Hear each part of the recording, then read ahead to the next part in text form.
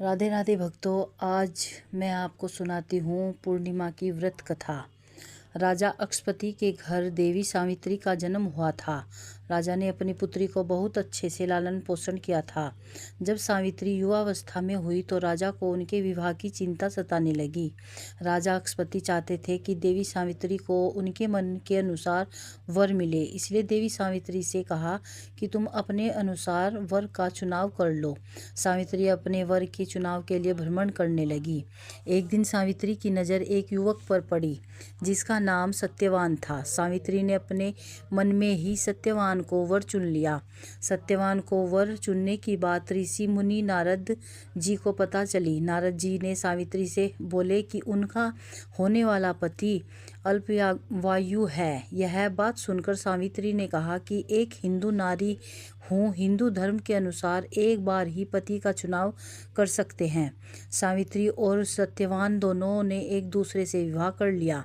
एक दिन सत्यवान अपना कार्य कर रहा था, तभी वो बेहोश होकर जमीन पर गिर गया। यह देखकर सावित्री आई और उन्होंने वट के पेड़ की छांव में अपनी गोद पर लेटा लिया। थोड़ी देर बाद सावित्री ने देखा कि यमराज उनके पति के प्राण लेकर जा रहे हैं। वह रोते बिलखते हुए यमराज के पीछे भागती रही। यह देखकर यमराज ने कहा कि तुम सिर्फ पृथ्वीलोक तक जा सकती हो, पाताल लोक पर नहीं। सावित्री ने यह सुनकर उत्तर दिया कि सत्यवान मेरा पति है। पत्नी धर्म यह कहता है कि पति का साथ नहीं छोड़ती। यह सुनकर यमराज प्रसन्न होकर बोले कि मैं तुम्हारे पति का प्राण तो वापस नहीं कर सकता हूँ, पर तुम मुझसे 3 वरदान मांग सकती हो। सावित्री ने पहले वरदान में सास ससुर के नेत्र को वापस मांगा, दूसरे वरदान में अपने पति का राज्य मांगा, तीसरे वरदान में सत्यवान के पुत्र की माँ बनने का वरदान मांगा।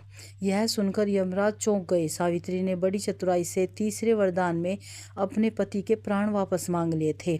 यमराज को सत्यवान के प्राण वापस करने पड़े। तभी विवाहित स्त्री अपने पति की लंबी उम्र के लिए यह व्रत रखती है। इस दिन ज्येष्ठ पूर्णिमा पड़ रही थी, तभी इसे ज्येष्ठ पूर्णिमा व्रत कहते हैं।